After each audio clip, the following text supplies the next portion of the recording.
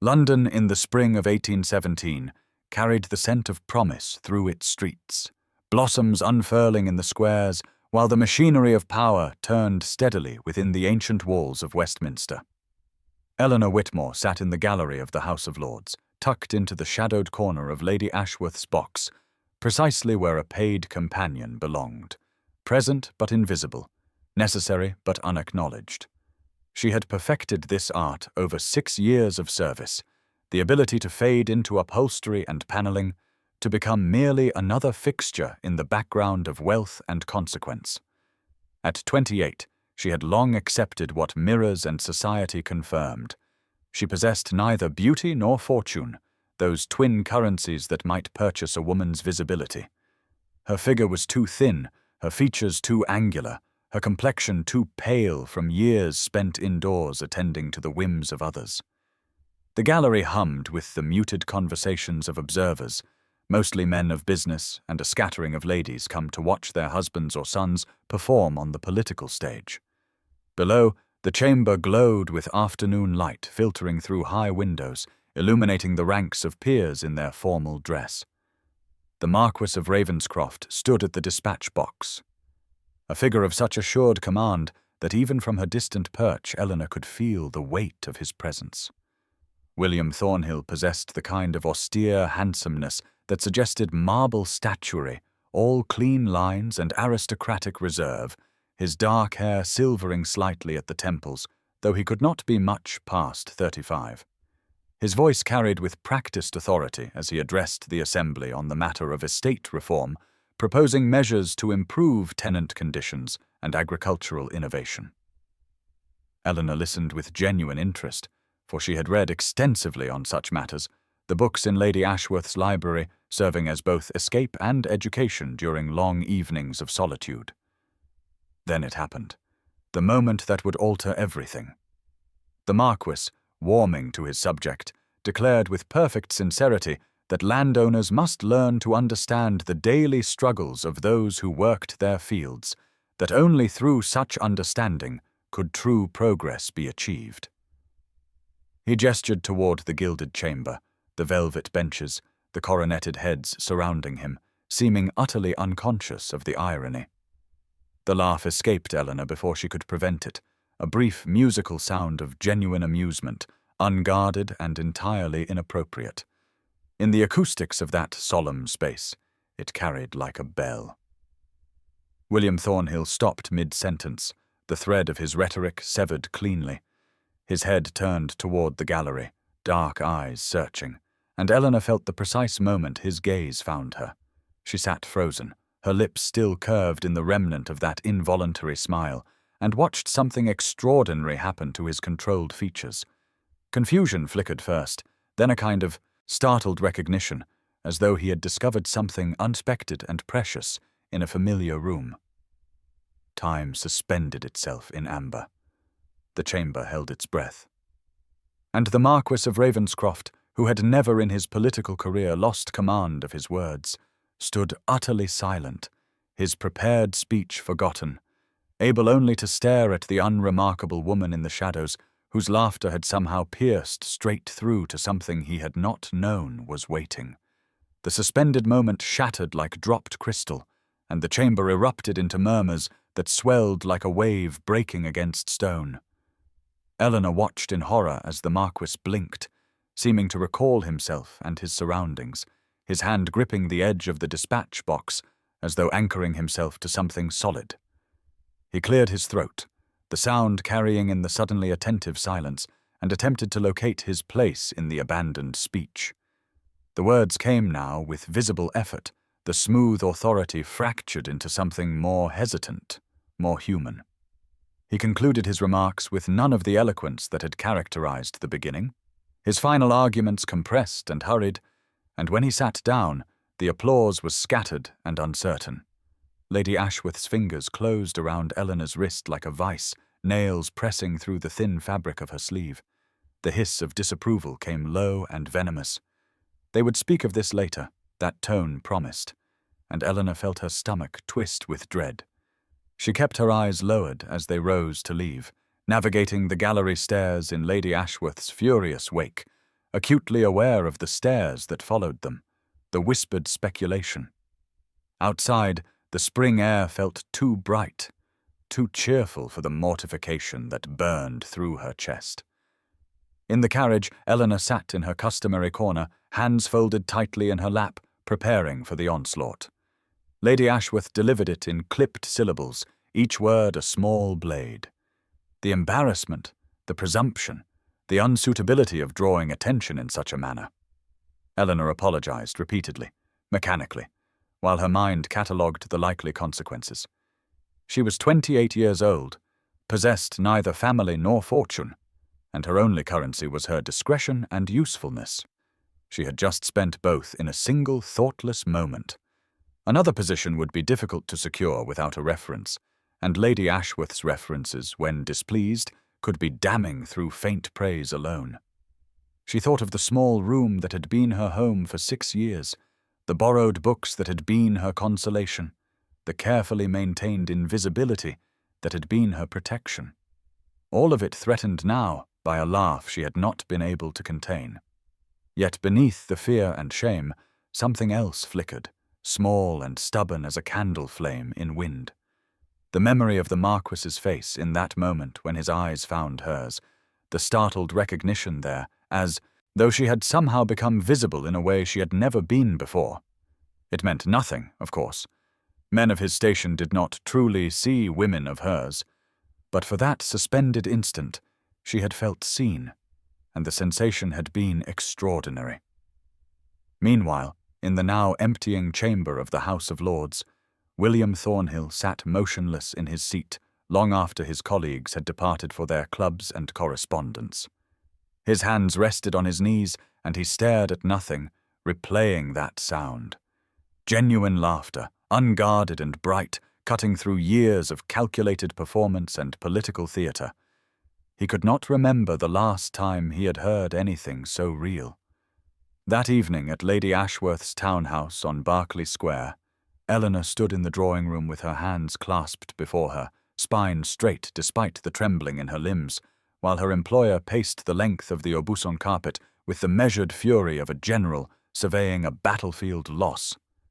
The scolding came in waves, each more cutting than the last, a catalogue of Eleanor's presumption and thoughtlessness, the embarrassment inflicted not only upon Lady Ashworth herself but upon her entire household, the impropriety of drawing attention in such a public forum, the unsuitability of a woman in her position making herself conspicuous in any manner whatsoever.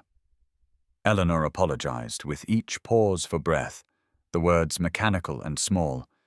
"Yes, my lady, and I am deeply sorry, my lady, and it will never happen again, my lady,"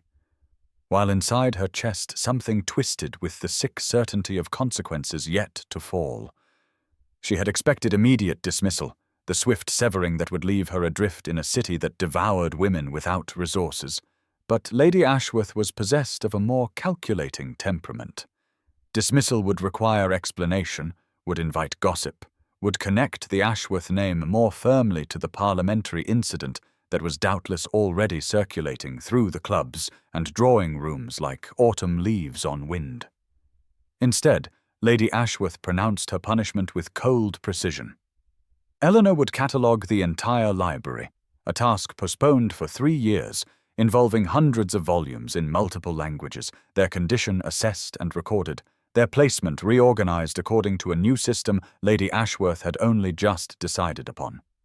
It would take weeks, possibly months, and would keep Eleanor occupied and invisible, confined to the back reaches of the house, where her presence could not prove further embarrassing. Eleanor received this sentence with lowered eyes and murmured gratitude, though gratitude felt like ash on her tongue, and when finally dismissed, she climbed the servants' stairs to her small room under the eaves with legs that felt insubstantial as water. The room was neat and spare, containing a narrow bed, a washstand, a trunk for her few possessions, and a single shelf of books borrowed from the library she would now spend her days cataloguing. She sat on the edge of the bed and removed her spectacles, pressing her fingers against her closed eyes until colors bloomed in the darkness. Mortification burned through her, the memory of those stairs in the gallery, the whispers that had followed their exit, the weight of Lady Ashworth's disappointment settling around her shoulders like a yoke. Yet beneath the shame, persistent as a heartbeat, came that other feeling, the one she hardly dared examine. The memory of the Marquess's face when his gaze found hers,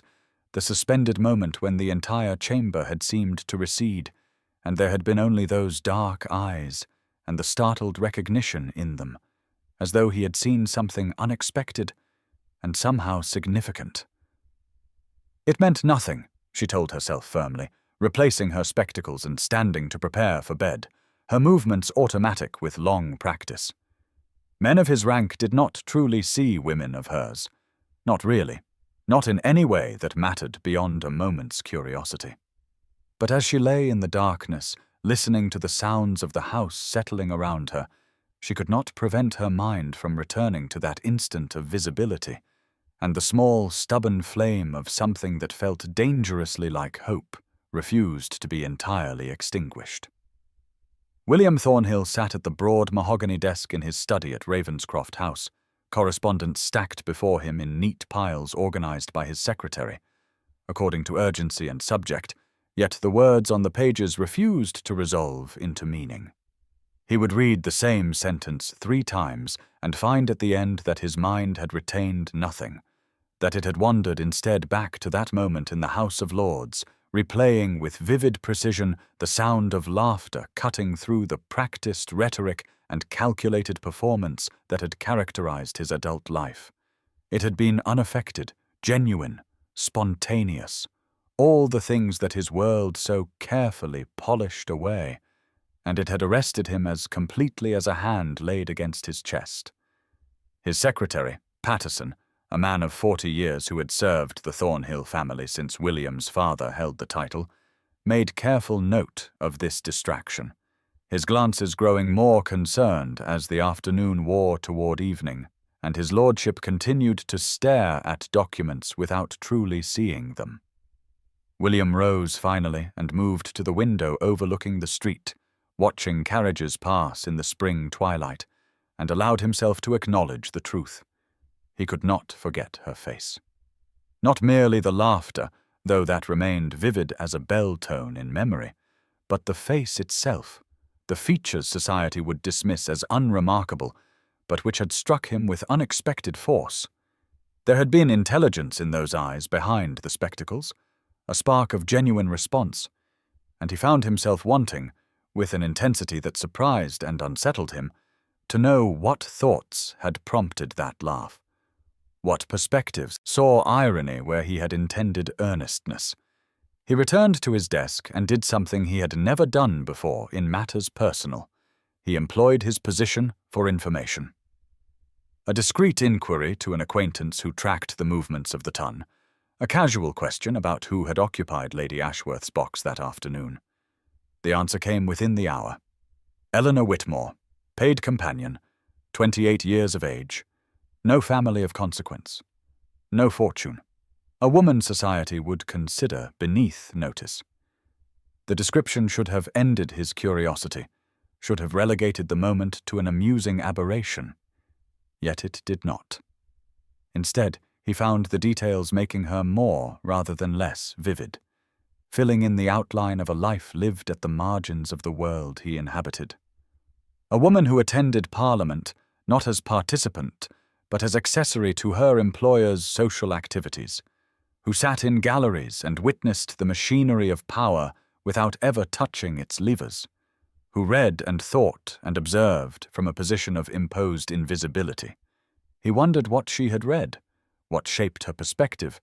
what she thought of the men who made speeches about the struggles of people they would never meet while sitting in chambers decorated with gold leaf and ancestral privilege. The hypocrisy she had laughed at was one he had never quite articulated to himself, cushioned as he was by birthright and expectation,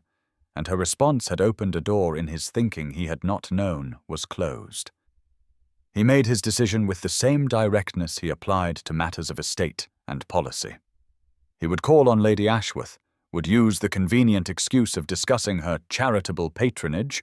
a cause she supported with more enthusiasm than discernment, and he would contrive some reason to encounter Miss Whitmore again. It was irregular, perhaps, but he found he did not care.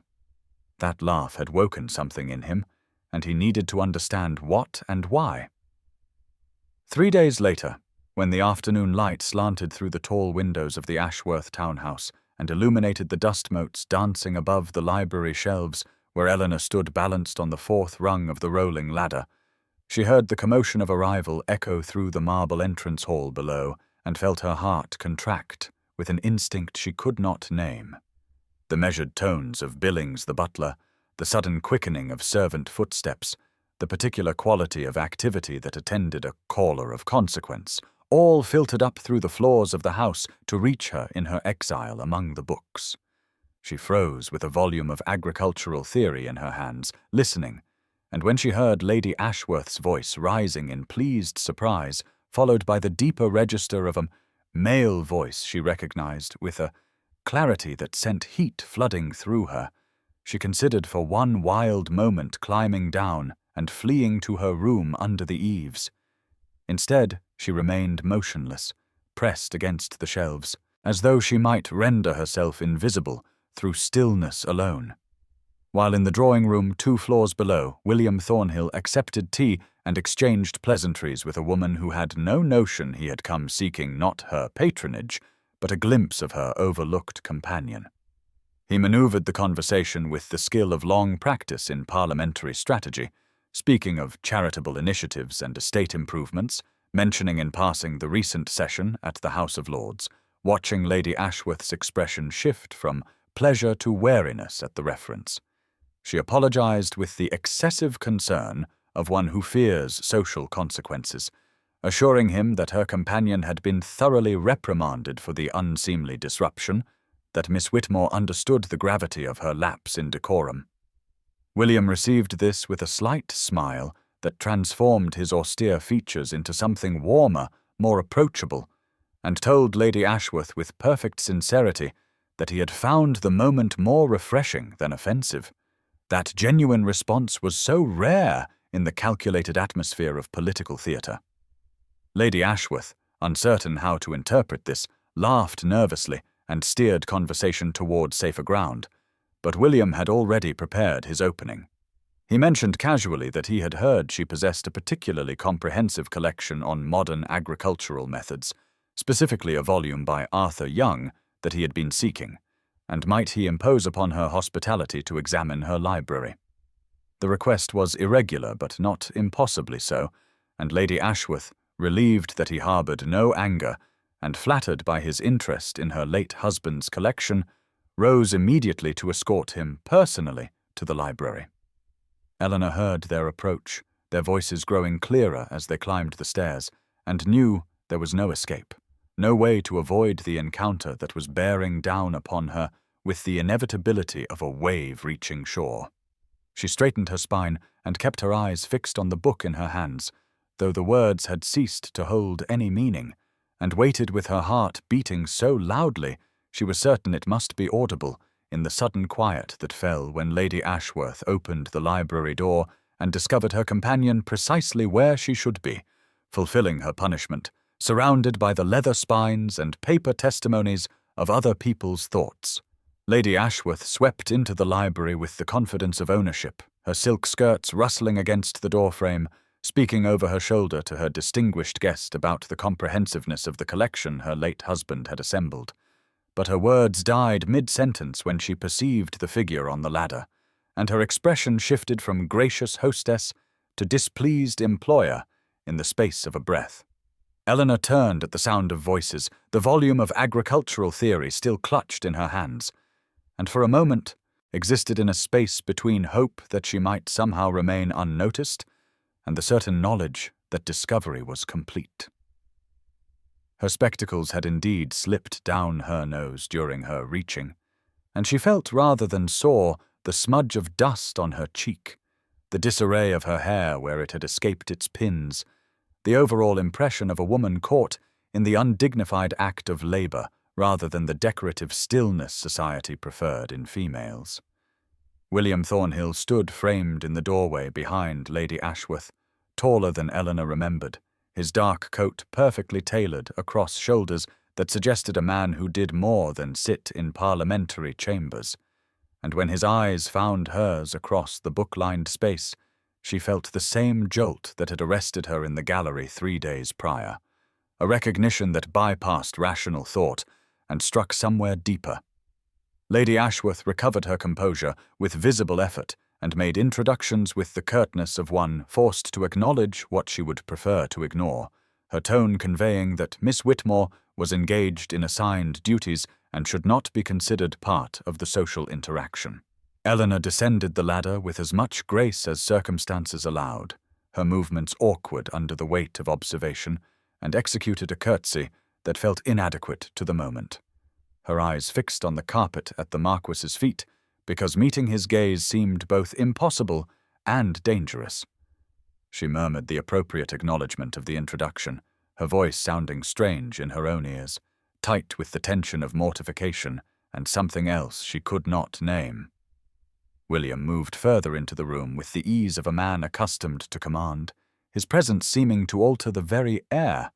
and when he spoke, his voice carried the gentleness Eleanor had not expected, the tone one might use with a startled creature one wished not to frighten further.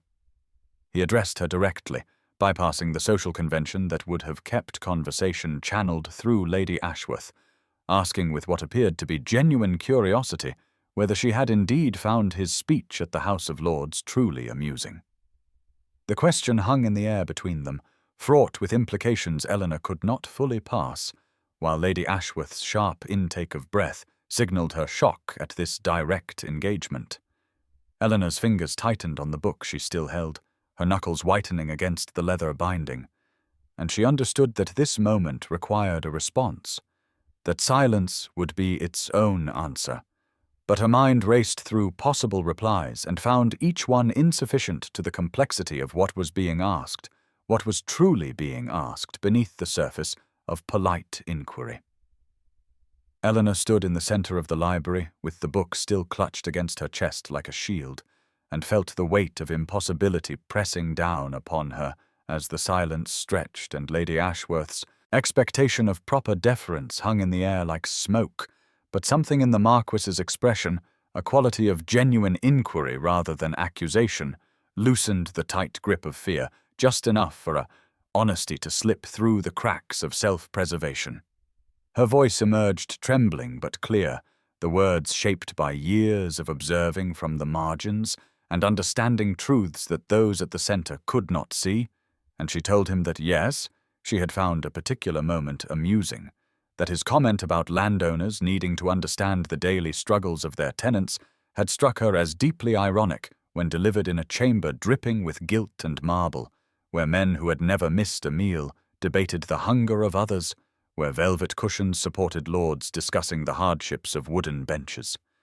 She spoke quickly, the explanation tumbling out before courage could fail, and added that she meant no personal offense, that she was certain he was sincere in his reform efforts. But the contrast between setting and subject had simply overwhelmed her sense of propriety in that unguarded instant. She finished with another apology, her eyes finally lifting to meet his as she braced for the anger that must surely come, for no man of his standing would tolerate such presumption from a woman of her position. But instead of the cold fury she anticipated, William Thornhill did something that transformed the entire atmosphere of the book-lined room and sent Lady Ashworth's hand flying to her throat in shock. He laughed, a sound so genuine and unrestrained that it seemed to surprise him as much as his audience, his head tilting back slightly as the laughter rolled through him and shifted his austere features into an expression of such warmth and vitality that Eleanor felt her breath catch for an entirely different reason than fear.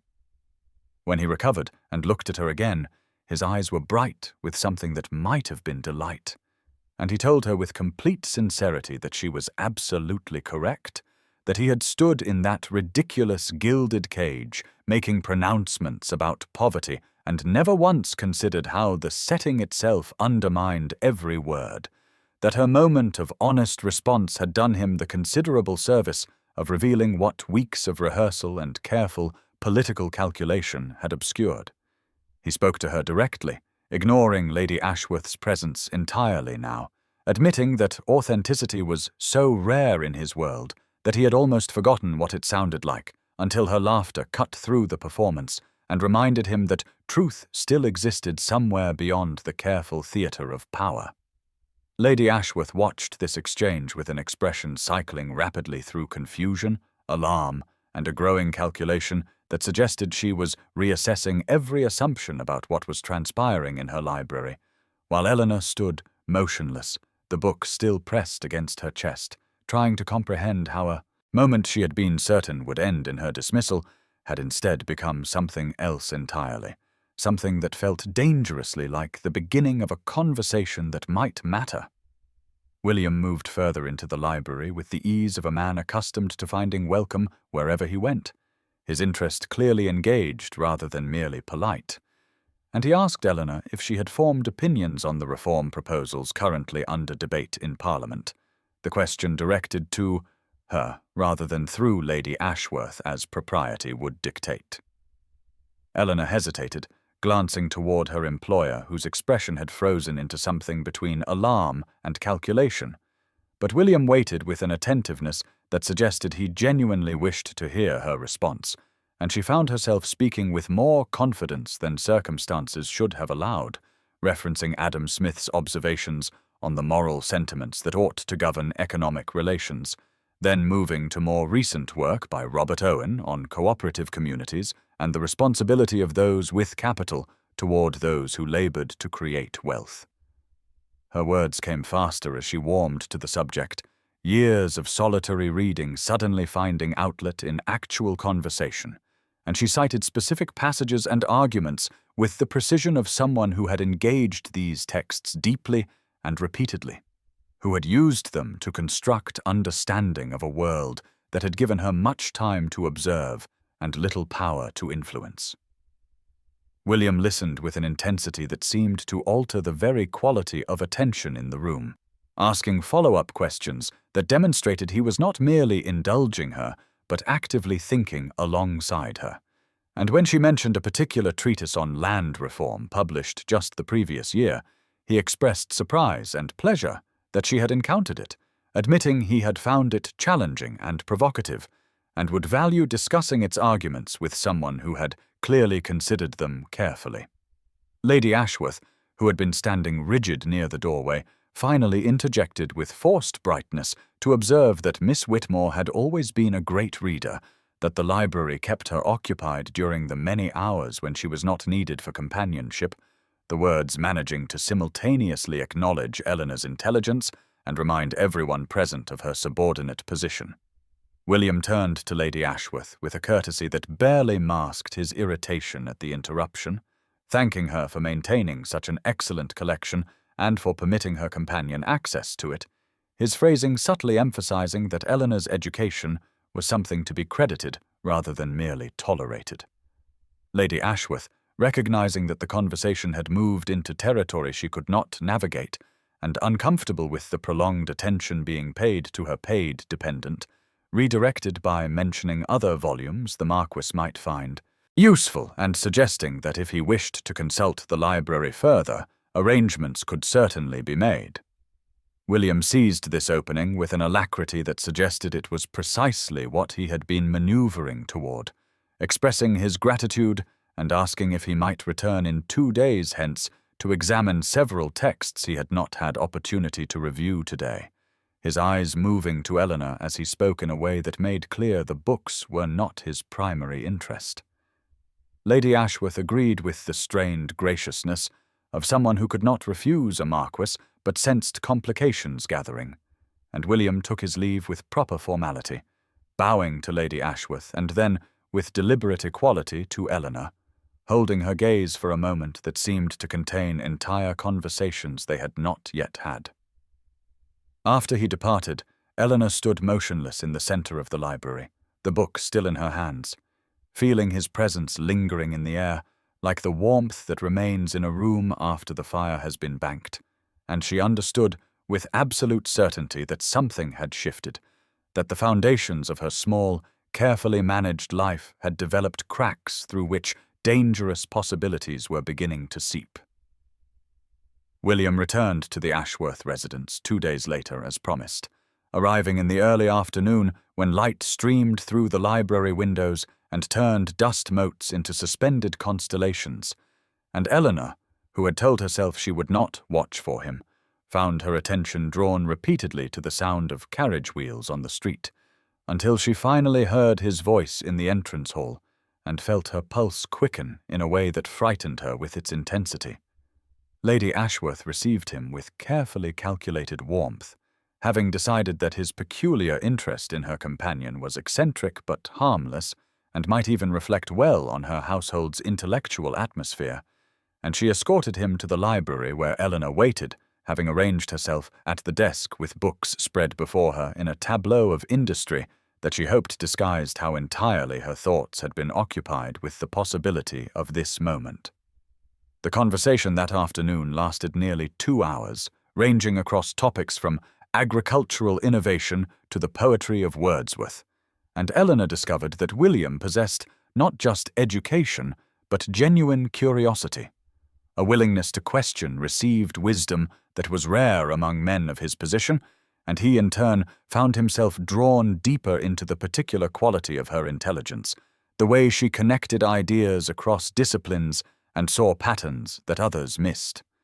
He returned again 3 days after that, and then 4 days later, each visit growing longer as the pretense of consulting specific volumes gave way to something more honest, the simple desire to continue conversations that had become the most engaging part of his week. Eleanor tried to maintain emotional distance, reminding herself each evening that this was temporary, that men like the Marquess did not form lasting attachments to women like her, that she was a curiosity,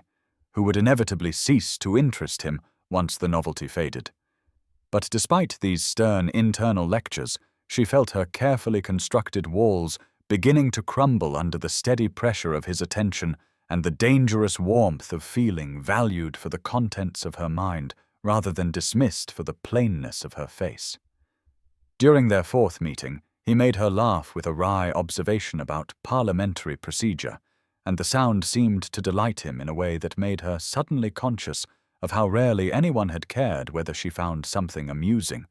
and when she caught him watching her with an expression she could not quite interpret, something between wonder and determination, she felt her heart perform a small rebellion against all her sensible resolutions.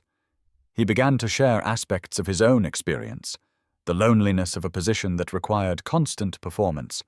the exhaustion of never quite being able to speak freely for fear every word would be weighed for political advantage, and she recognized in his confession a kind of isolation that mirrored her own despite the vast difference in their circumstances. By the end of that week, Eleanor understood that she was in grave danger of losing her heart entirely, and the knowledge filled her with equal measures of terror and something that felt alarmingly like joy, while William found himself anticipating each visit with an intensity that disrupted his concentration on other matters and left his secretary exchanging meaningful glances with the household staff about the Marquess's unprecedented pattern of afternoon absences. The gossip began as such things always do in London society, quietly at first in drawing rooms and at afternoon teas, then gathering momentum like a stone rolling downhill until it seemed everyone was discussing the peculiar frequency with which the Marquess of Ravenscroft had been observed entering the Ashworth residence. Eleanor first became aware of the speculation when she overheard 2 housemaids whispering in the corridor outside the library, their voices carrying the particular quality of excitement that accompanies romantic intrigue, and she heard one say to the other that it was obvious the Marquess was courting Miss Arabella Ashworth, Lady Ashworth's niece, who had arrived from the country 3 weeks prior, and whose beauty had already attracted considerable attention among eligible gentlemen. The maid's companion agreed enthusiastically, noting that the Marquess had impeccable taste, and that Miss Arabella, with her golden hair and perfect complexion, would make a stunning marchioness, and Eleanor felt something cold settle in her chest as she stood frozen on the other side of the door, her hand still raised to turn the handle. She had known, of course she had, known that William's visits could not possibly be for her, that she had been foolish to let herself imagine otherwise even for a moment, and the servant's conversation merely confirmed what logic had been telling her all along, even as her treacherous heart had begun to hope for impossible things. She retreated to her small room without entering the library, sat on the edge of her narrow bed, and forced herself to examine the situation with ruthless clarity. William was a marquess of ancient lineage and enormous wealth, a man who moved in the highest circles of power and influence, while she was a paid companion of 28 with no fortune, no family, and a face that prompted pity rather than admiration. That he had found her conversation interesting was pleasant but ultimately meaningless. Men of his rank often enjoyed intellectual discourse without it signifying romantic interest, and she had been absurd to read more into his attention than simple appreciation for a reasonably informed discussion partner. Miss Arabella Ashworth, meanwhile, possessed everything Eleanor lacked: youth, beauty, family connections, and the kind of polish that came from a lifetime of privilege and careful grooming for precisely such a match. Eleanor resolved with grim determination to protect what remained of her dignity by maintaining appropriate distance, by remembering her place and not presuming beyond it. And when William arrived 2 days later for what had become his customary afternoon visit, she excused herself from the library almost immediately after his entrance, citing urgent tasks that required her attention elsewhere, and she did not look back to see the confusion that crossed his features as she hurried from the room with her eyes fixed firmly on the floor. William noticed Eleanor's withdrawal immediately and found himself more than puzzled. He was troubled in a way that surprised him with its intensity, for he had come to value their conversations as the most genuine exchanges in his carefully constructed life, and her sudden absence from the library when he visited left the room feeling hollow despite its thousands of volumes. He spent a distracted evening attempting to understand what had changed, reviewing their last conversation for any misstep on his part, and it was only when his secretary made a casual comment about the beautiful Miss Ashworth being much discussed among the younger gentlemen of society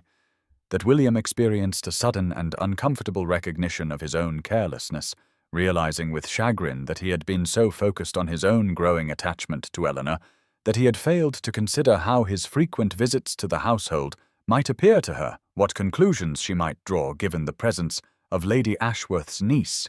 and the inevitable gossip such visits would generate among servants and society alike. The thought that Eleanor might believe his attention had been mere politeness, or worse, that she might think herself merely incidental to visits intended for another, created a sharp discomfort in his chest that felt remarkably like panic, and he understood with sudden clarity that he needed to make his intentions unmistakable, not just to Eleanor, but to everyone in a position to influence her understanding of the situation. The following morning he called at the Ashworth residence at an unusually early hour and requested a private audience with Lady Ashworth, who received him with barely concealed delight, clearly anticipating a declaration regarding her niece, and he began by mentioning an upcoming lecture at the Royal Society on Agricultural Innovations that he thought might interest her household. Lady Ashworth looked momentarily confused by this opening until William continued smoothly, noting that Miss Whitmore in particular would likely find the subject fascinating given her evident interest in political economy and reform, and perhaps Lady Ashworth might permit her companion to attend as part of her party, an unprecedented request that would normally be dismissed, but which Lady Ashworth, operating under the mistaken assumption that William wished to create an opportunity to court Arabella in a more intellectual setting that would nevertheless include appropriate chaperonage, agreed to with an eagerness that would have been amusing had William not been so focused on ensuring Eleanor's attendance. He left the house with satisfaction, having secured what he needed, and spent the intervening days until the lecture crafting how he might use the occasion to demonstrate to Eleanor that his interest was specifically and unmistakably in her, that whatever gossip she might have heard was founded on society's inability to imagine a man of his position genuinely valuing a woman for qualities other than beauty and fortune, and that he intended to make his regard so clear that she could no longer doubt it, regardless of how such public attention might shock those who believed they understood the proper order of things. The lecture hall at the Royal Society was crowded with gentlemen of scholarly inclination, and a smaller number of ladies whose intellectual interests were tolerated, provided they attended with appropriate chaperones and maintained proper decorum, and Eleanor found herself seated at the end of the third row, separated from Lady Ashworth's main party by several seats, as befitted her position as companion rather than family, with Miss Arabella Ashworth positioned prominently in the centre of the group where her beauty could be properly displayed and admired. Eleanor had dressed with particular care that morning, knowing she would be in public, though no amount of care could transform her plain features or unremarkable figure into anything society would deem noteworthy, and she had resigned herself to an evening of intellectual pleasure, shadowed by the awareness that William would likely spend the lecture attentive to Miss Arabella, confirming what the eager servants' gossip had already told her about the true object of his interest. The speaker had just begun his remarks on innovations in crop rotation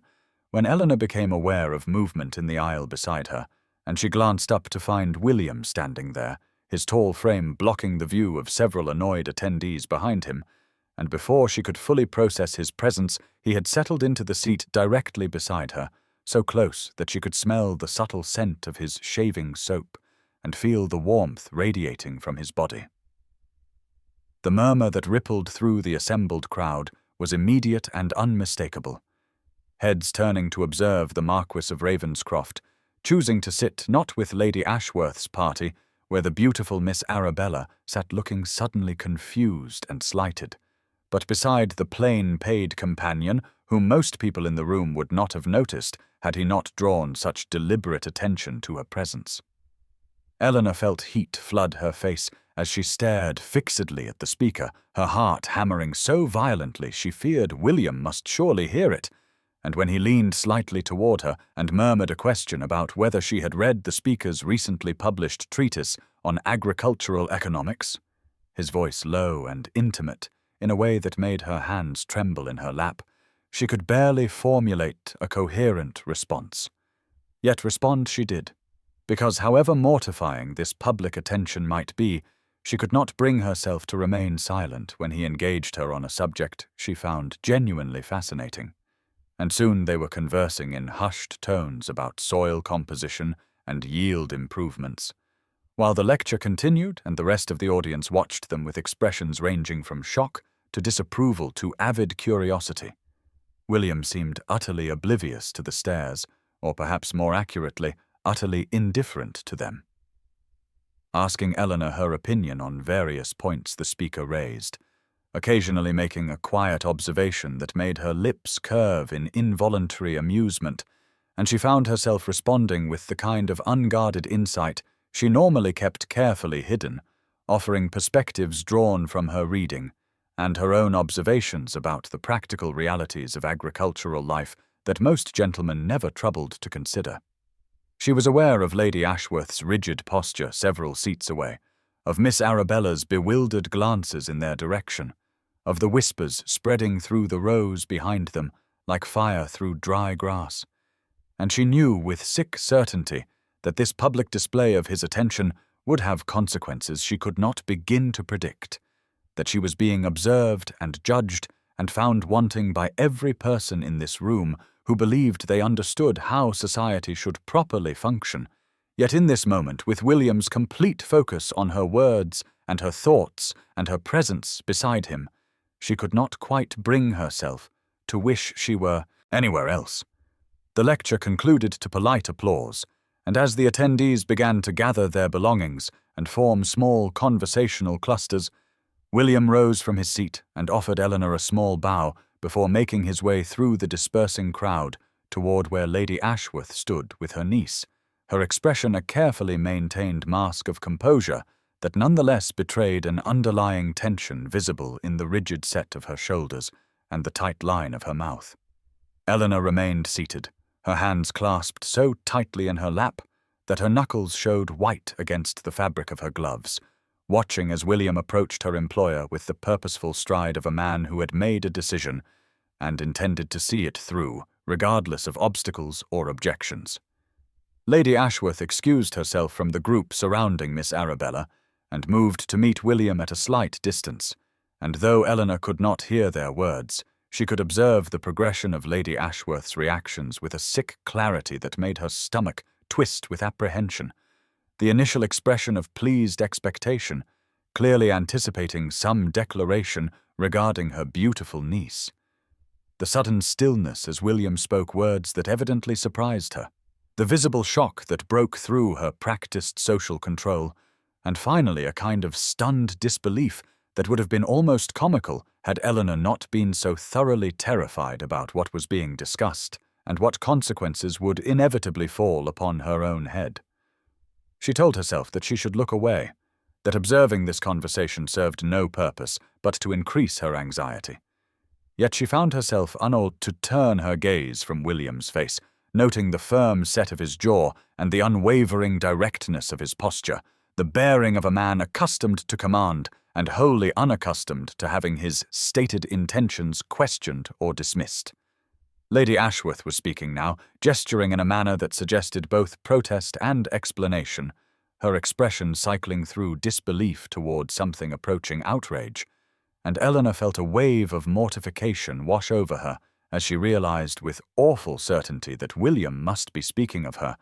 that whatever was transpiring in that conversation concerned her directly, and that Lady Ashworth's reaction suggested the topic was both unexpected and thoroughly unwelcome.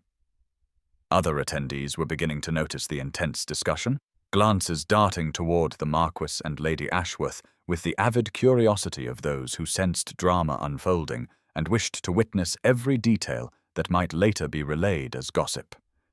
William said something else, his tone evidently sharp enough to carry even if the words did not, because Lady Ashworth actually took a small step backward, her face flushing with what might have been anger or perhaps something closer to intimidation, and Eleanor recognized in that moment the full force of William's position and authority being brought to bear, the weight of rank and consequence deployed not in casual conversation but in absolute determination. The exchange continued for several more minutes that felt to Eleanor like hours, each second stretching into an eternity of dread and confused hope, until finally William executed a formal bow and turned away, his eyes immediately seeking and finding Eleanor across the thinning crowd, and the expression on his face as their gazes met was one of such quiet satisfaction and unmistakable intent that her breath caught in her throat, even as Lady Ashworth stood frozen in place, staring after him with an expression that mingled shock with calculation, with something that might almost have been fear. Eleanor had been sitting in her small room adjacent to the servants' quarters when the summons came, delivered by a housemaid whose expression mingled curiosity with something approaching pity, and she had descended the stairs with a growing sense of dread that settled like cold stone in her stomach, knowing that whatever conversation awaited her in Lady Ashworth's private sitting-room would determine the immediate course of her future, and quite possibly leave her without employment or reference. Lady Ashworth was standing by the window when Eleanor entered, her posture rigid with an emotion Eleanor could not immediately identify, and when she turned to face her companion, her expression was a remarkable mixture of disbelief, calculation, and barely suppressed outrage that made Eleanor's hands begin to tremble where she clasped them before her. Lady Ashworth waved away Eleanor's curtsy with an impatient gesture and began speaking without preamble, her voice tight with an incredulity she made no effort to conceal, relating the conversation that had just transpired with the Marquess of Ravenscroft in terms that suggested she still could not quite believe the words she was reporting. The Marquess had requested formal permission to call upon Eleanor specifically, Lady Ashworth informed her, had declared his intention to court her with a view toward matrimony, had made this extraordinary statement with complete seriousness and apparent determination despite Lady Ashworth's entirely reasonable attempts to redirect his attention toward more suitable prospects. Eleanor felt the room tilt slightly around her, her breath catching in her throat as her mind struggled to process information that seemed to belong to some fantastical story rather than her own plain existence, and she reached out blindly to steady herself against the back of a nearby chair. Lady Ashworth was still speaking, her words coming faster now, cataloguing with brutal honesty all the reasons why such an attachment was improbable, inadvisable, and almost certainly temporary.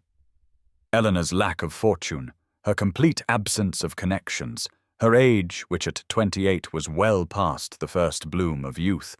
her appearance, which no one could describe as anything approaching beauty, her position as a paid dependent, which made any pretension to equality with a marquis absurd on its face. "You must not allow yourself to harbour false hopes," Lady Ashworth declared, her tone hovering between warning and command, "because this is clearly some peculiar whim that will pass once the novelty wears thin, once he spends sufficient time in your company to realize the vast gulf between your circumstances and his expectations." Eleanor found her voice finally, though it emerged smaller than she intended,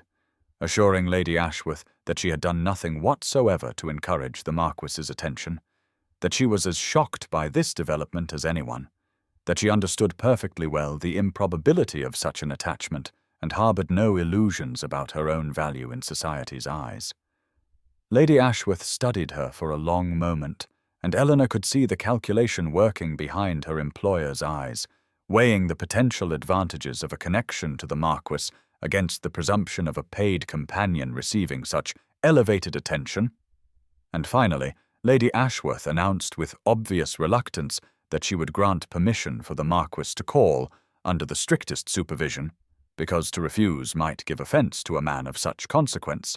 though she made it abundantly clear that she expected this strange fascination to fade quickly once William spent more time observing Eleanor's limitations and remembering the realities of their respective positions in the world. William sent word the following afternoon that he would call at 3 o'clock to take Miss Whitmore driving in Hyde Park, and when his elegant curricle arrived precisely at the appointed hour, Eleanor descended the front steps with Lady Ashworth watching from the doorway, with an expression that mingled skepticism with calculation, clearly expecting this spectacle to conclude in embarrassment that would end the entire peculiar episode. William handed Eleanor up into the seat beside him, with a courtesy that felt almost tender, his hand steadying hers with a warmth she could feel even through their gloves. And as they set off toward the park, she was acutely conscious of the picture they presented, the distinguished Marquis in his prime, and the plain paid companion with no beauty or fortune to recommend her, a pairing so improbable that it demanded explanation and invited speculation.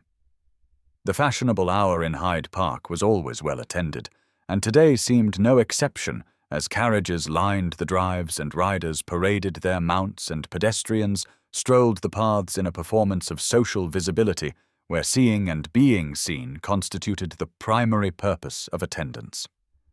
Eleanor felt the stares begin the moment they entered the park, heads turning to track their progress, conversations pausing as they passed, the weight of collective attention like a physical pressure against her skin. William appeared utterly unconcerned, nodding to acquaintances with his usual reserved courtesy, occasionally lifting his hand in acknowledgement, but making no effort to stop for extended conversation, his attention returning always to Eleanor, asking her observations about the landscaping, the architecture visible beyond the trees, drawing her into dialogue that required her to respond and thus be seen speaking with him as though she had every right to his company. She heard the whispers, caught fragments of speculation carried on the spring breeze. What hold does she have over him? What arts did she employ? Surely this is some wager or peculiar whim. He cannot possibly be serious about such a woman. Two ladies she recognized from various social events where she had attended Lady Ashworth looked at her with expressions of such pitying condescension that Eleanor felt heat rise in her cheeks, their gazes travelling from her unfashionable bonnet to her simple dress with an assessment that found her thoroughly wanting and clearly wondered what madness had possessed the Marquis. A group of gentlemen on horseback passed near enough that she heard one murmur something about charity cases and misplaced sympathy, followed by laughter that made her hands clench in her lap. William must have sensed her distress, because he drew the curricle to a halt in a relatively quiet section of the drive, turning to face her with an expression of such serious concern that her breath caught. He asked quietly whether she wished him to cease this courtship, whether the attention and speculation were too painful to endure, his voice making clear that he would respect whatever answer she gave, though she could see the hope and determination in his eyes that suggested what answer he desired. Eleanor found herself confronting a choice that felt impossibly difficult: the safety of retreat into familiar invisibility versus the terrifying possibility of allowing herself to hope for something she had never imagined within her reach. She admitted in a voice barely above a whisper that she was afraid of becoming a spectacle, afraid of the cruelty that seemed to follow their every public appearance, but also afraid of losing his company, which had become precious to her in ways she hardly knew how to articulate. William reached across and took her hand where it rested in her lap, a gesture so deliberate and public that several passing carriages slowed to observe, and he promised with quiet intensity that he would prove his sincerity beyond any doubt society might cast, that she need only trust him long enough to demonstrate that his regard was neither whim nor charity, but genuine recognition of her extraordinary worth. William sent word to his sister within days, requesting that she return to London from her country house on a matter of some urgency, and when Lady Margaret Fleming arrived at his residence on a bright morning 3 days later, her expression mingled curiosity with sisterly concern, clearly wondering what circumstance required such immediate attention. William explained the situation with a directness that Margaret appreciated, telling her about Eleanor, about the courtship that had London society buzzing with speculation and judgment, about his determination to marry a woman the Ton considered entirely unsuitable for a man of his position. And as he spoke, Margaret watched her brother with growing fascination, noting the animation in his features and the conviction in his voice that she had not witnessed in years. Margaret agreed to meet Eleanor, though William could see the skepticism in her eyes, the protective wariness of a sister who had watched too many fortune hunters and social climbers attempt to ensnare eligible men, and he understood that Eleanor would face examination from perhaps the one person whose opinion truly mattered to him beyond his own judgment. The meeting was arranged for the following afternoon at Lady Ashworth's residence,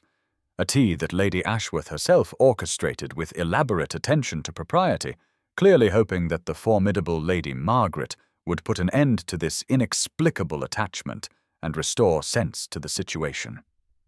Eleanor descended to the drawing-room with her heart hammering against her ribs, knowing that this encounter might well determine whether William's courtship could continue or whether familial pressure would accomplish what social disapproval had not. Margaret was seated when Eleanor entered, a handsome woman in her middle 30s with her brother's intelligent eyes and an air of self-possession that came from both rank and the independence widowhood had granted her. And when Eleanor curtsied, Margaret's assessing gaze travelled over her with the frank evaluation of someone accustomed to judging character quickly and accurately. The first quarter hour proceeded with the painful formality of such occasions, Lady Ashworth dominating conversation with society gossip and observations clearly designed to highlight the vast distance between Eleanor's circumstances and the elevated sphere the Fleming family inhabited. Then Margaret, with the cool authority of her position, dismissed Lady Ashworth's offered refreshments and requested that she might speak with Miss Whitmore in the garden, just the two of them, a suggestion that was phrased as request, but carried the weight of command that Lady Ashworth could not refuse. In the garden, away from observation, Margaret's manner shifted from formal assessment to something approaching conspiratorial directness, and she asked Eleanor plainly what her intentions were toward William, whether she understood the scrutiny and difficulty that marrying so far above her station would entail, whether she possessed the strength to endure what society would inflict.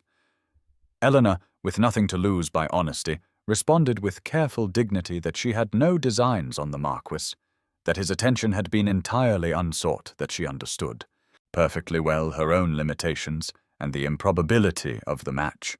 but that she had come to value his company and conversation above anything she had known in her circumscribed life,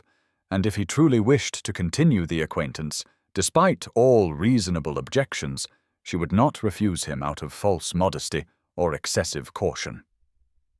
Margaret studied her in silence for a long moment, and Eleanor bore the scrutiny without flinching, meeting the older woman's eyes with a steadiness born of having nothing left to prove and nothing more to lose. Then Margaret smiled, a genuine expression that transformed her reserved features, and declared that William had chosen well, that Eleanor possessed more genuine quality and honest intelligence than any woman currently parading through London ballrooms, and that she would be proud to call her sister if matters progressed as William clearly hoped. Margaret's endorsement opened doors that had been firmly closed, and within a fortnight Eleanor found herself included in gatherings she would never have accessed as Lady Ashworth's companion, small dinner parties where conversation centered on ideas rather than gossip, salons where reformist thinkers debated the future of England's social structures, intimate musicales where the quality of thought mattered as much as the quality of performance. At one such dinner hosted by Lord and Lady Pemberton, Eleanor sat between William and a distinguished scholar of political economy, engaging in a discussion about rural poverty with an ease that would have seemed impossible mere weeks earlier, her observations drawn from genuine knowledge and careful reading meeting with nods of agreement and thoughtful response. She was beginning to believe, tentatively, that she might actually belong in these spaces when Lord Carstairs, a man known for his cutting wit and his rivalry with William over several parliamentary votes, leaned forward from across the table with a smile that did not reach his eyes. He remarked in a voice pitched to carry that it was remarkably charitable of William to provide Miss Whitmore with such opportunities for education and social elevation, that not every man of rank would take such an interest in the improvement of those less fortunate, the words structured as compliment but laden with implication that made several guests shift uncomfortably in their seats. Eleanor felt the blood drain from her face as the true meaning registered. The suggestion that William's courtship was an act of condescension, that she was a charity case being paraded as some sort of peculiar social experiment. And she saw Lady Pemberton's expression tighten with disapproval, though whether directed at Carstairs or at Eleanor herself was impossible to determine. Before Eleanor could formulate any response, before she could even fully process the humiliation spreading through her chest like ice water, William set down his wine-glass with such deliberate control that the small click of crystal on wood seemed loud in the sudden quiet. His voice, when he spoke, was colder than Eleanor had ever heard it, each word enunciated with a precision that made them cut deeper, and he addressed Lord Carstairs with the courtesy one might extend to something distasteful found on the sole of one's boot. William observed that it was indeed fortunate that society had men willing to champion education and elevation, as Lord Carstairs himself was living proof that birth and fortune alone could not compensate for the deficiencies in character, intelligence, or basic human decency, and perhaps if Carstairs had benefited from more charitable instruction in his youth, he might have learned that a man's worth is demonstrated not by whom he condescends to, but by whom he chooses to honor with his regard. The silence that followed was absolute, every person at the table frozen in shock at the systematic dismantling they had just witnessed, and William continued with relentless calm to enumerate Carstairs' recent political failures, his questionable financial dealings, his reputation for cruelty to servants and tenants, each observation delivered with devastating accuracy and barely restrained fury that made clear he was defending not abstract principle, but something personally precious to him. Eleanor sat motionless, mortified to be the cause of such a scene, yet also moved beyond words by the fierce protectiveness in William's defense, seeing in this moment the depth of feeling he had been too restrained by propriety to fully express. Lord Carstairs, face mottled with rage and embarrassment, rose from the table and quit the room without taking his leave, and after a beat of suspended shock, conversation resumed, though the atmosphere remained charged with the electricity of what everyone had witnessed, some guests looking at William with new respect, others exchanging glances that suggested confirmation of their suspicions about his strange obsession with an unsuitable woman. The dinner party concluded with strained civility, guests departing earlier than customary, the evening's tension having drained the pleasure from what remained of the occasion, and William escorted Eleanor back to Lady Ashworth's residence in his carriage, the silence between them thick with unspoken thoughts, until Eleanor finally murmured an apology for having caused such a scene, for having brought discord to what should have been a pleasant gathering. William turned to her in the dim interior, the passing street lamps casting moving shadows across his features, and told her with quiet intensity that she had caused nothing, that Lord Carstairs alone bore responsibility for his cruelty, and that William's only regret was that propriety prevented him from responding with the full force of his contempt for such behavior.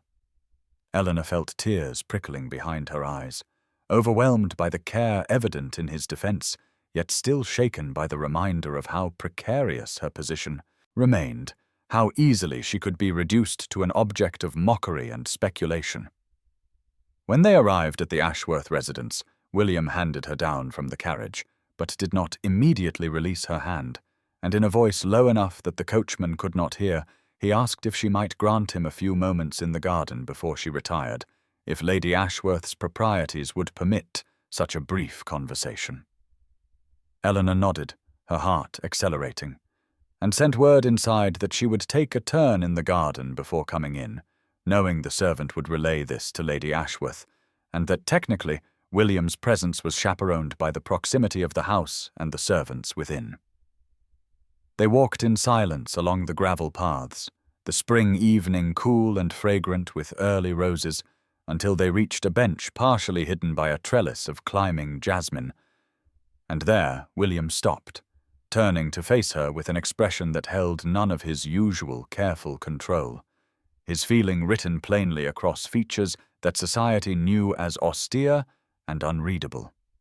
He began to speak, words coming with the hesitancy of a man unaccustomed to exposing his interior landscape, telling her that in the gallery of the House of Lords, when her laughter had cut through his practiced rhetoric, something had shifted in him, some long dormant recognition that his entire life had become a performance, every word calculated, every gesture measured against what was expected and appropriate for a man of his station. He confessed that he had not realized how starved he had been for something genuine, something unguarded and true, until that moment when her spontaneous amusement had reminded him that authenticity still existed somewhere in his carefully constructed world. Eleanor listened, scarcely breathing, as he continued, telling her that in their subsequent conversations he had discovered not merely intelligence or wit, though she possessed both in abundance, but a way of seeing the world that had reawakened his own capacity to perceive clearly, to question the assumptions that governed their society, to remember why he had entered political life in the first place with ideals about reform and justice. She tried to speak, to deflect this intensity of regard, murmuring something about being merely a woman with access to books and too much time for reading, but William reached out and took her hand, the touch sending electricity through her entire body, the impropriety of it shocking and thrilling in equal measure.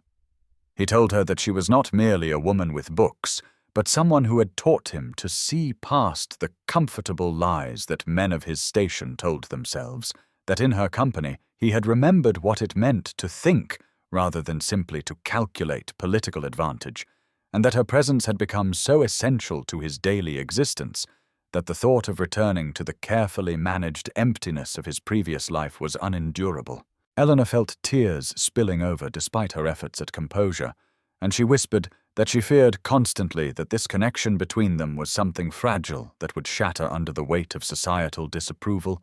that she would wake one morning to find him looking at her with regret, seeing finally what everyone else saw when they looked at her. A plain woman past her youth with nothing to recommend her but a modest education gained through the charity of an employer. William's grip on her hand tightened, and he said with a fierceness that startled her that she must never measure her worth by the standards of people who valued nothing but surfaces, that the very qualities society dismissed in her were precisely what made her irreplaceable to him, and that if she could not yet see her own value, she must trust him to see it for her until such time as she could perceive it herself. The words hung between them in the jasmine-scented air, and Eleanor felt something shift inside her chest, a loosening of the tight knot of self-protection she had carried for so many years. The armor that had kept her safe, but also kept her isolated from the very connection she had secretly longed for, even as she told herself such things were not meant for women like her. She looked up at William, seeing in his face an openness that society never witnessed, the public marquis stripped away to reveal someone capable of uncertainty and hope and need, and she understood suddenly that her fear was not only about whether he would continue to value her, but about whether she had the courage to accept being valued, to step into a life she had never imagined possible. Before she could fully articulate this realization, the sound of an approaching carriage on the street beyond the garden wall reminded them both of the lateness of the hour and the proprieties they were already stretching by remaining alone together even in this semi-public space. William released her hand with obvious reluctance, and they walked back toward the house in silence. But it was a different quality of silence now, charged with understanding rather than uncertainty. At the door, he took his formal leave, bowing over her hand in a manner society would find perfectly proper, but his eyes held hers with an intensity that promised their conversation was far from finished, and Eleanor retreated inside with her heart still racing, knowing that something irrevocable had shifted between them. She had barely gained her room when the summons came. Lady Ashworth required her presence immediately, and Eleanor descended to the drawing-room with a sense of foreboding to find her employer pacing before the fireplace with a letter in hand, her expression a mixture of agitation and calculation that Eleanor had learned to recognize as the look of someone who had received unexpected news requiring rapid reassessment of strategy. Lady Ashworth informed her without preamble that the Dowager, Marquess of Ravenscroft, had arrived in London that very evening, that she had sent word of her intention to call upon the household tomorrow morning, and that she had specifically requested a private audience with Miss Eleanor Whitmore, a summons that was effectively a command, and one that filled Eleanor with a dread so profound she felt her knees weaken beneath her skirts. The morning of Eleanor's audience with the Dowager Marchioness arrived with a persistent rain that drummed against the windows of Lady Ashworth's townhouse, and Eleanor dressed with trembling hands in her most respectable gown, a deep grey silk that Lady Ashworth had passed down to her the previous year, knowing that nothing she wore would truly satisfy the standards of a woman who had moved in the highest circles for decades, but hoping at least to present herself with dignity. The Dowager arrived precisely at 10 o'clock, her carriage emblazoned with the Ravenscroft arms, and Eleanor was summoned immediately to the small receiving room where Lady Ashworth had arranged the meeting, her employer's expression a mixture of anxiety and calculation as she withdrew to leave Eleanor alone with a woman whose approval or disapproval could determine the entire course of her future. The Dowager Marchioness was a tall woman in her middle 60s with silver hair dressed impeccably and eyes of the same grey as her son's, though hers held a sharpness born of navigating decades of society's treacherous waters, and she subjected Eleanor to a long, assessing silence before gesturing for her to sit, the command implicit and absolute. Eleanor sat with her back straight and her hands folded in her lap, refusing to fidget despite the terror coursing through her veins, and met the Dowager's gaze with as much steadiness as she could summon, knowing that any display of false modesty or grasping ambition would be instantly detected and despised. The Dowager's first question was direct and cutting, asking Eleanor what precisely she imagined her intentions were toward the Marquess of Ravenscroft, and whether she understood that her current circumstances made her spectacularly unsuitable for the position of Marchioness, a role that required not merely good character, but connections, experience, and the ability to navigate the complex social and political landscape that attended one of the oldest titles in England. Eleanor felt the words like blows, but forced herself to respond with honesty, saying that she had done nothing to seek the Marquess's attention, that she understood completely her unsuitability by every conventional measure, and that if his mother believed the attachment was harmful to him, Eleanor would remove herself from his life despite the pain it would cause her, because his welfare and happiness mattered more to her than her own desires. The dowager's expression shifted almost imperceptibly, a flicker of something that might have been surprise or approval, and she asked Eleanor to explain what she believed she could offer a man of William's position, rank, and responsibilities.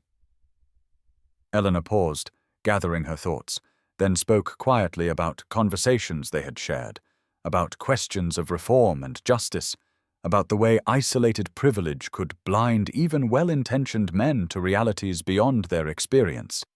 and about her belief that she could offer him honesty, intellectual partnership, and a perspective shaped by living on the margins of the world he inhabited but had never truly seen from outside. She did not claim to be wise or experienced in society's ways, acknowledged frankly that she would make errors and face ridicule, but insisted that she would learn, work tirelessly, and bring to the role a genuine commitment to using whatever influence it granted her to improve the lives of those with far less power and security than she would possess as his wife. The dowager regarded Eleanor in silence for a long moment after this speech, her expression unreadable, and Eleanor felt her heart hammering against her ribs as she waited for judgment, knowing that this woman held the power to destroy whatever fragile hope had begun to grow between her and William,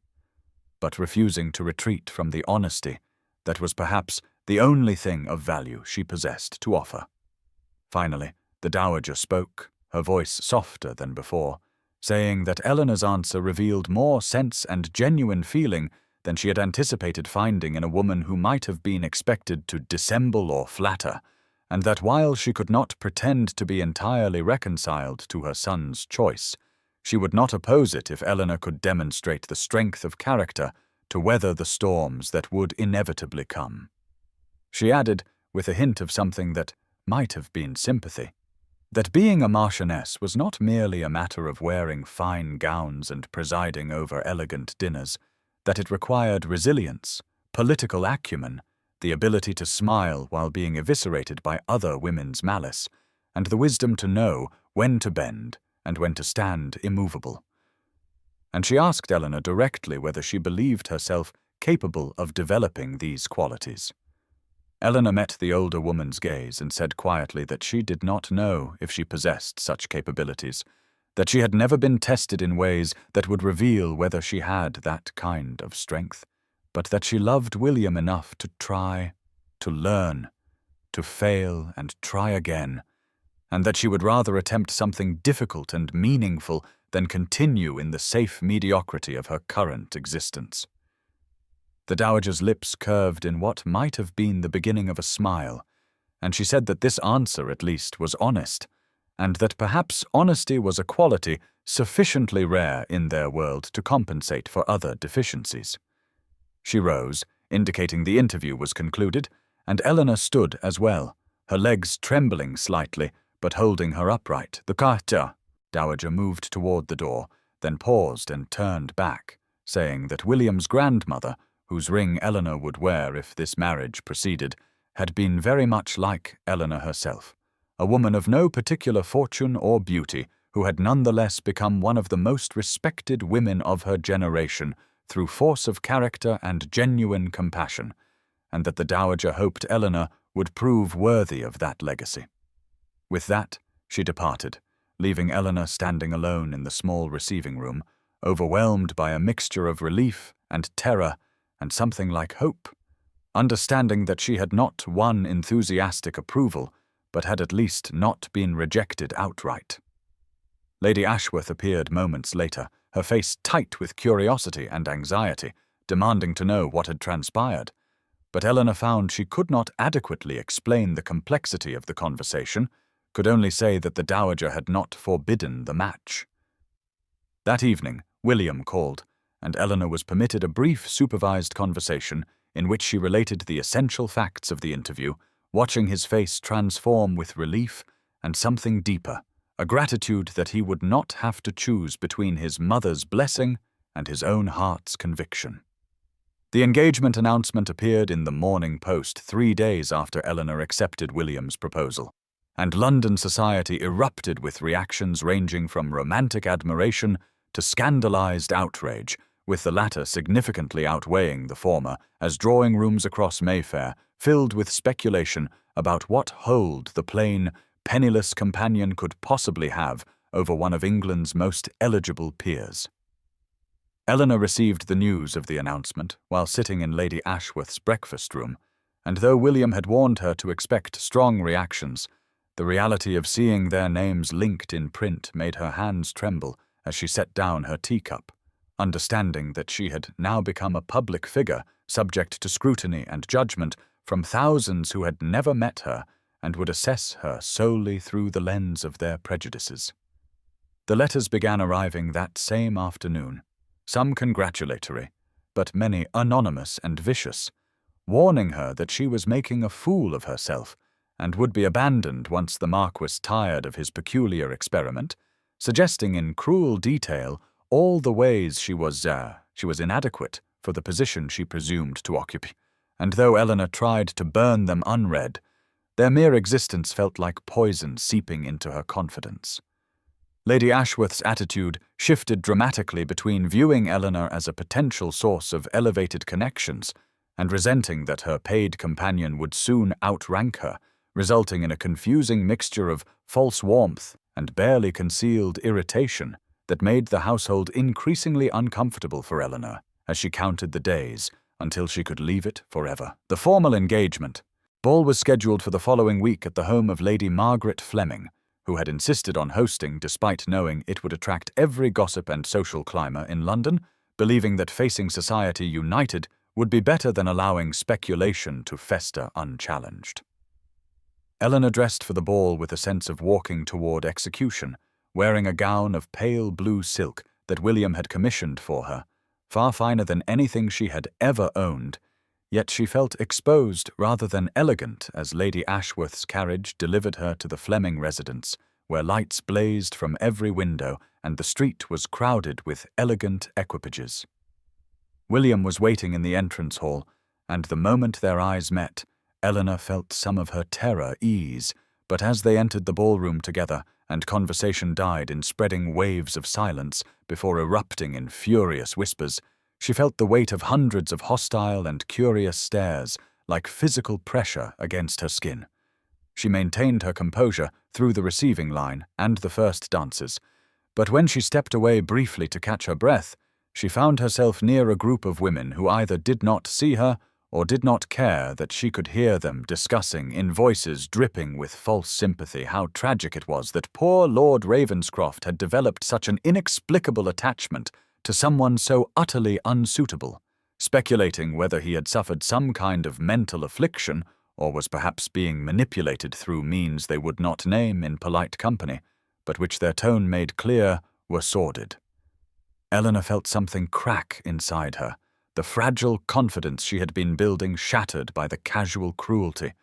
and she retreated quickly through the terrace doors into the cool night air, where she stood gripping the stone balustrade with shaking hands, fighting tears and the terrible conviction that she was indeed making a catastrophic mistake that would ruin not just her own life, but William's reputation and happiness. William found her on the terrace within moments, as though he had been watching and waiting for the precise instant when her composure would fail, and he came through the doors with such purpose that she knew he had seen everything, understood everything, felt everything she was feeling in that moment of doubt and pain. He did not speak immediately, did not offer the comforting words she half expected, but instead held out his hand with a look of such fierce determination that she placed her trembling fingers in his almost without conscious thought, and he drew her back toward the ballroom with steady resolve, saying quietly that the next dance was a waltz, and he intended to claim it with her before all of London. Eleanor tried to protest, saying she needed a moment to compose herself, that she could not face those women again so soon, but William's grip on her hand was gentle yet unyielding as he led her to the edge of the ballroom floor just as the orchestra began the opening strains of the waltz, and before she could retreat, he had placed one hand at her waist and drawn her into the dance, into the center of the room where every eye could see them, where there was no possibility of hiding or being overlooked. He held her with unmistakable tenderness, his hand warm and steady at the small of her back, his other hand cradling hers with a gentleness that seemed to contradict the steel in his eyes as he gazed down at her. And as they began to move, Eleanor felt the weight of hundreds of stares like heat against her skin. But William seemed utterly oblivious to everyone except her, speaking in low tones that only she could hear, telling her that she looked beautiful tonight, that the blue of her gown made her eyes luminous, that he had never been more proud to stand beside anyone in his life. The room seemed to shift around them as they turned, other couples giving them space as though they moved in their own sphere, and Eleanor found herself responding to his lead with increasing confidence, her body remembering the dancing lessons of her youth, her feet finding the rhythm as William continued speaking, his voice a steady anchor against the storm of her emotions, telling her specific things he loved about her, the way her mind worked through problems, the dry humor that surfaced when she felt safe, the compassion she showed even to those who had hurt her, the courage it took for her to accept his proposal, knowing what would follow. Eleanor felt tears threatening again, but this time they were different, not born of humiliation, but of overwhelming feeling.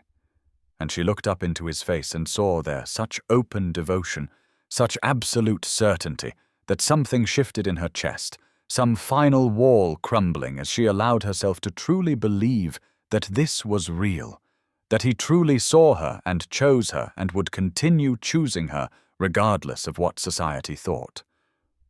Around them, she became dimly aware that the quality of attention had changed, that some of the hostility had transmuted into something else. Curiosity, perhaps, or even grudging admiration, as though William's unwavering focus on her was forcing a reassessment of her worth in the minds of those watching. And when the music ended and he raised her hand to his lips in a gesture of unmistakable romantic devotion, she heard a smattering of applause that grew until it filled the ballroom. Not universal, certainly, but real, and she understood that they had crossed some invisible threshold together, that by refusing to hide or apologize, they had claimed space that could not now be easily taken back. The weeks following the engagement ball transformed into a whirlwind of wedding preparations that Eleanor had never imagined herself experiencing, and William insisted on involving her in every decision from the selection of flowers to the guest list to the music that would be performed during the ceremony, treating her opinions not as those of a bride to be indulged, but as those of an equal partner, whose preferences mattered as much as his own. He appeared at Lady Ashworth's residence nearly every day, sometimes with practical matters to discuss, such as arrangements for Eleanor's belongings to be transported to Ravenscroft Hall, but more often simply to spend time with her, to walk in the small garden behind the house, or sit in the library where their connection had first deepened. And during these visits, he would produce gifts that revealed how closely he had been attending to her interests and passions. The gifts were not jewels or expensive trinkets, though he certainly provided those as well, but rather first editions of books she had mentioned wanting to read, tickets to lectures at the Royal Society on topics he knew would fascinate her, and on one memorable afternoon, an introduction to a prominent reformist member of Parliament who had been working on legislation regarding workers' rights, and who seemed genuinely delighted to meet Eleanor and discuss her ideas about education and social welfare with a seriousness that left her both exhilarated and slightly dazed. William watched these interactions with visible satisfaction, as though each person who recognized Eleanor's intellect and worth validated something he had known from the beginning. And gradually, Eleanor found herself standing differently, speaking with more confidence, no longer reflexively apologizing for her presence or her opinions, the years of training herself to be invisible and inoffensive beginning to fall away like an ill-fitting garment she had worn too long. Lady Ashworth's behavior during this period oscillated wildly between attempts to insinuate herself into the wedding preparations as though she were Eleanor's beloved patroness rather than her employer, and moments of barely concealed resentment that her paid companion would soon outrank her and could no longer be ordered about or dismissed at whim. And Eleanor observed this performance with a mixture of pity and private amusement, understanding that Lady Ashworth was responding to shifting power dynamics in the only way her limited imagination allowed. The transformation in Eleanor was not physical, precisely, though the fine clothes William insisted on commissioning certainly made a difference, but rather something more fundamental, a shift in bearing that came from being truly seen and valued, from having someone like William look at her each day as though she were precious and brilliant and essential to his happiness. She caught herself smiling more readily, engaging in conversation with less hesitation, offering opinions without waiting for permission, and while the old reflexes of self-doubt still surfaced, especially when confronted with society's continuing skepticism, they no longer had the power to overwhelm her because William's steady presence and unwavering regard provided a foundation strong enough to stand on even when the ground felt uncertain beneath her feet. The wedding took place on a golden afternoon in late summer when the light slanted through the windows of St. George's Church in Hanover Square with the quality of amber honey, illuminating the assembled guests who represented a cross-section of London society, from the highest ranks of nobility to the reformist thinkers and politicians who had come to value Eleanor's mind and passion for social justice. Eleanor stood in the vestibule in a gown that William had commissioned specifically for her, not the heavily embellished creation that fashion dictated, but rather a design of simple elegance in ivory silk that draped beautifully over her slender frame, with delicate embroidery at the bodice and sleeves that caught the light without overwhelming her features. And when William had first seen the design, he had told the modiste that he wanted something that would complement Eleanor's colouring and allow her natural grace to shine through rather than compete with ornamentation. Her hair was dressed simply with small white roses woven through the dark strands, and she wore the pearl earrings that had belonged to William's grandmother, the woman whose ring now waited to be placed on her finger, and as she prepared to walk down the aisle on the arm of Lord Pemberton, a distant cousin who had agreed to give her away since she had no male relations of her own, Eleanor felt the weight of the moment settling over her like a tangible presence, the understanding that she was about to step into an identity she had never imagined possible for someone like her. The music swelled, and she began the long walk toward the altar where William stood waiting, and she could see even from a distance the way his entire attention focused on her with an intensity that made the crowded church fade into insignificance. And as she drew closer, she saw that his eyes were bright with emotion, his expression one of such open joy and certainty that her own nervousness dissolved into a matching happiness that rose in her chest until she felt she might overflow with it. They stood before the Archbishop together and spoke the ancient vows, William's voice steady and sure as he promised to love and cherish her, to honor her above all others. And when Eleanor's turn came, her voice was quieter but equally certain, no tremor of doubt as she pledged herself to this man who had seen past every barrier society had erected around her worth and chosen her with deliberate, unwavering conviction. The moment came when William was instructed to kiss his bride, and he cupped her face gently between his hands and kissed her with a tenderness that nonetheless communicated the depth of his feeling, and genuine applause rose from the assembled guests, including some of the very people who had initially sneered at the match, but who had been gradually won over by the obvious devotion between them. And as William drew back and looked into her eyes with a smile that transformed his usually austere features, Eleanor felt the full reality settle over her like a mantle both heavy and precious, that she was no longer Eleanor Whitmore, but Eleanor Thornhill, Marchioness of Ravenscroft, a title that seemed impossible and yet was now irrevocably hers. The wedding breakfast took place in the grand ballroom of Ravenscroft House, William's London residence, where long tables had been arranged and decorated with white roses and trailing ivy, and the morning light streamed through tall windows illuminating the assembled guests. who represented the complex social terrain that Eleanor now found herself navigating as the new Marchioness of Ravenscroft. She stood beside William receiving congratulations and well wishes, and it was impossible not to notice the shift in how people approached her, the calculation in eyes that had previously dismissed her as beneath notice, the smiles that were now offered with deference rather than condescension, and she realized with a mixture of irony and something darker that many of these same people who now sought her favor had been among those whispering cruelty about her only weeks before. Lady Pemberton, who had made a particularly cutting remark about Eleanor's plain appearance at the engagement ball, now gushed about how lovely the ceremony had been and how she had always thought the Marquess showed excellent judgment in all matters, and Eleanor responded with perfect courtesy, layered with just enough dry observation in her tone that William, standing close enough to hear, had to suppress a smile. Lord Hastings, who had questioned William's sanity in choosing such an unhateable bride, now spoke earnestly about his own interest in social reform and hoped the Marchioness might advise him on establishing a school for tenants' children on his estate,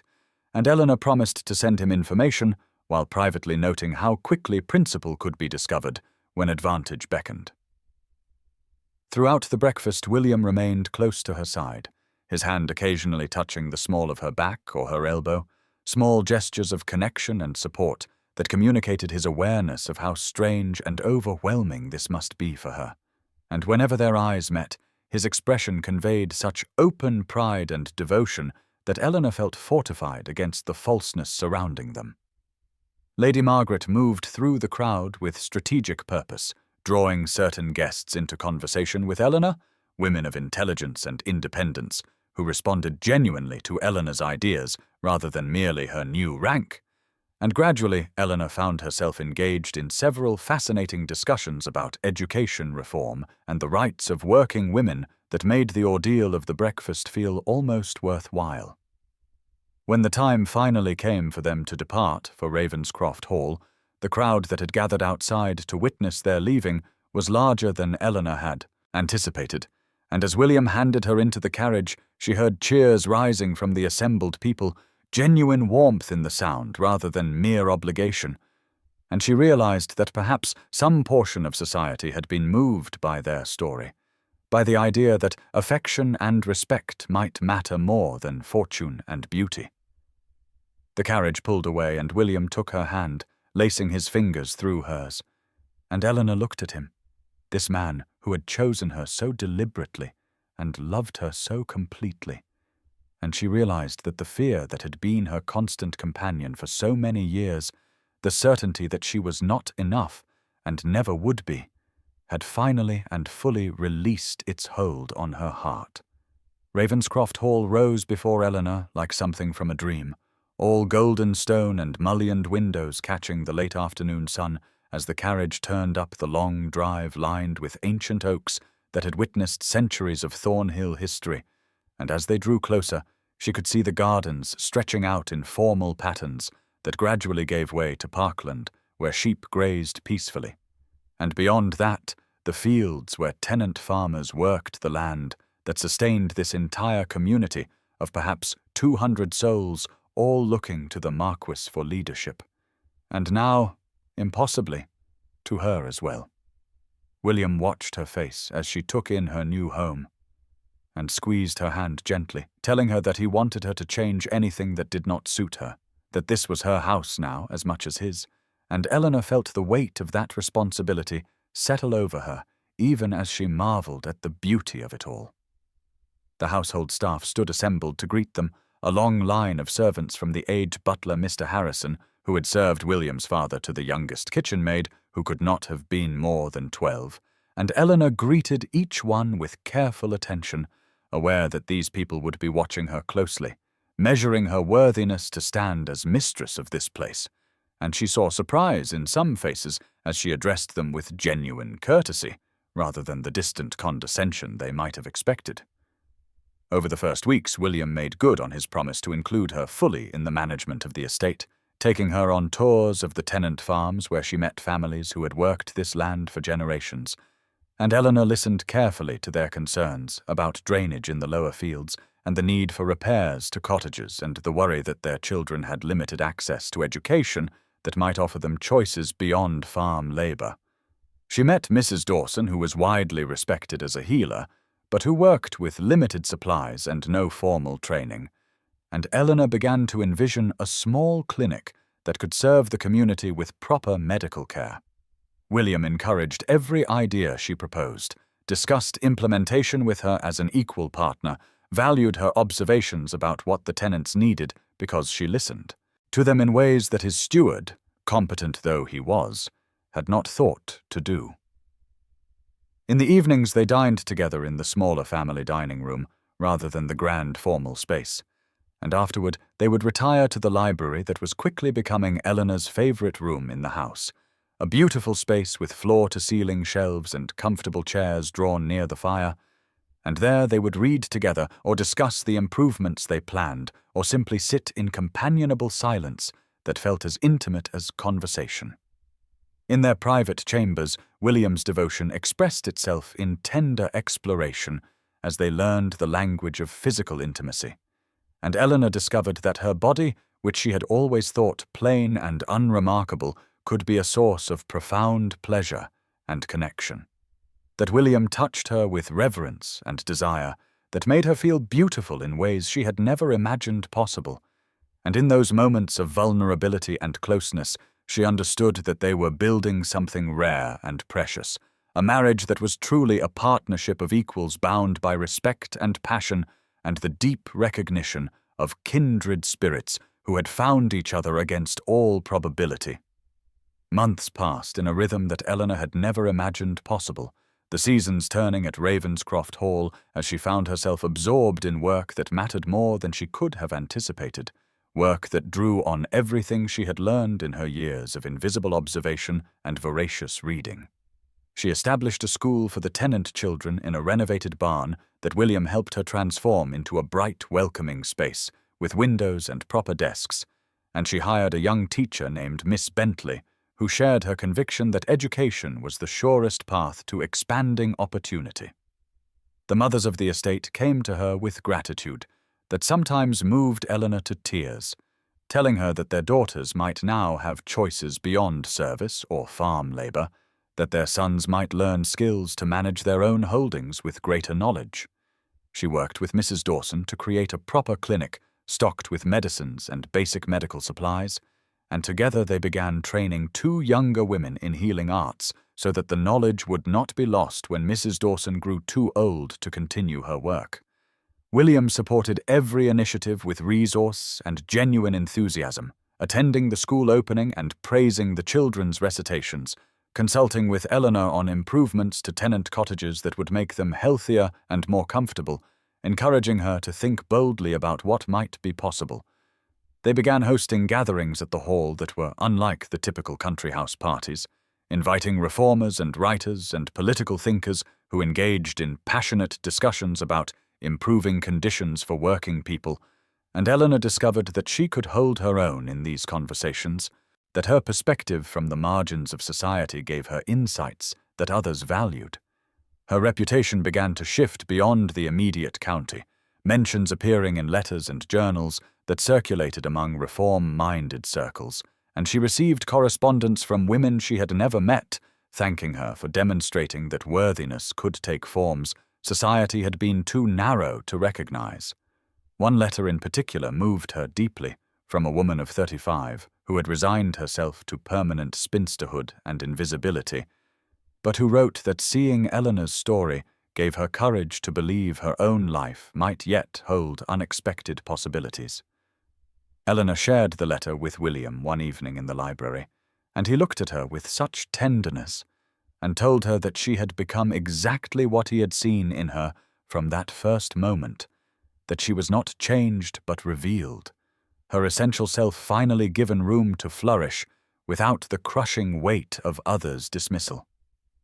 They hosted Lady Margaret frequently, and she became Eleanor's dearest friend and advisor, helping navigate the remaining social complexities and championing Eleanor's work in London circles, where her voice carried weight. The estate itself seemed to respond to Eleanor's attention, not through any mystical transformation, but through the practical reality that people who felt valued and cared for worked with greater investment and innovation, and the yields improved while the atmosphere of the tenant community shifted toward something more hopeful and collaborative. A year after the wedding, Eleanor discovered she was with child, and the news brought a joy so profound it frightened her in its intensity. This sense that she had been given more happiness than any one person deserved, and with the joy came a wave of reflection on the improbable chain of events that had led her to this moment when she stood at the window of the library at Ravenscroft Hall with William's child growing beneath her heart. She found herself returning again and again to that afternoon in Parliament, the moment when propriety had failed her, and she had laughed aloud at the irony she could not contain, the sound carrying through the gallery to reach the man who would become her husband, and she marveled at how a single unguarded instant had altered the trajectory of her entire existence in ways she could never have imagined when she had been merely Miss Whitmore, paid companion, invisible and resigned to remaining so. William found her there one afternoon in early autumn when the light slanted golden through the windows and illuminated the dust motes dancing in the air, and he came to stand behind her, wrapping his arms gently around her thickening waist, and asking with that tender concern she had come to rely upon what thoughts occupied her so completely. She leaned back against him and told him she had been thinking about fate, about the strangeness of how one moment could cascade into such profound consequences, how if she had managed to suppress that laugh, or if he had not looked up at precisely that instant, or if any of 1,000 small details had been different, they would not be standing here now with this future unfolding before them. His response was immediate and characteristically direct as he turned her to face him, his hands gentle on her shoulders, and told her it was not fate, but truth that had brought them together, that her laugh had been her authentic self breaking through the suffocating layers of propriety and performance that society demanded, and that sound of genuine unguarded response had allowed him to see her truly, to recognize in her something he had not known he was searching for until that precise moment. He said that she had not simply disrupted his speech, but had disrupted his understanding of what mattered, what was real, what he wanted from his life,